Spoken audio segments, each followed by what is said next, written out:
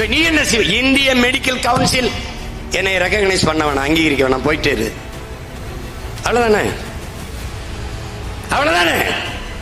உத்தரப்பிரதேசத்துக்கு 18,000 கோடி ஒதுக்கி இருக்கு, நமக்கு வெறும் 4,000 கோடி தான் ஒதுக்கி இருக்கு. பாரதிய ஜனதா ஆளுகிற மாநிலத்திலாம் அதிகமா அவங்களுக்கு நிதி கொடுத்துருக்கு, நமக்கு கொடுக்கல அப்படின்னு. நான் முதலமைச்சர் ஆனு ஒரு தடவை அப்படி ஒதுக்க சொல்ல பார்ப்பேன். நான் மொத்தமே ஒதுக்கிடுவேன், மொத்தமா ஒதுக்கிறேன். போய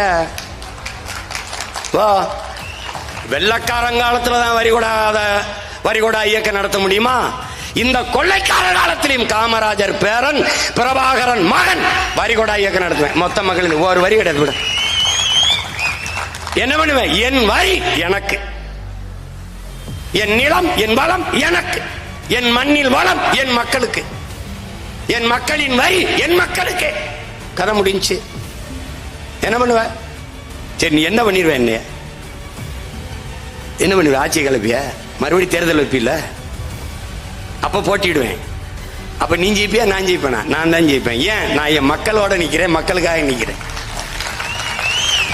அவ்வளவு மானம் கட்டவில்லை என் மக்கள்.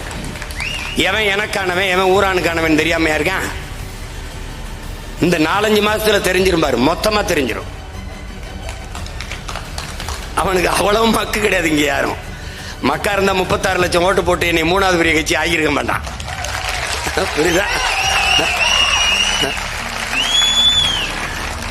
ஒரு அரசியல் கட்சி உட்கார வச்சு நாற்காலி போட்டு இவ்வளவு நேரம் பேசி ஆர்ப்பரிக்காம பேசுறத கேட்டு உள்வாங்கி ஆர்ப்பரிச்சு கைதட்டுற ஒரு கூட்டத்தை காட்டுறா இந்த நாட்டுல. பொண்ணு காட்டுறா. பேசும்போது குய்யோ குய்யோ குய்யோ குய்யோன்னு கத்திக்கிட்டு முத நாள் தேட்டர்ல ஃபர்ஸ்ட் ஷோ பாக்குற வர்ற மாதிரி ஐயோ ஐயா அவனும் படம் பார்க்க மாட்டான், அடுத்தவனையும் பார்க்க விட மாட்டான்.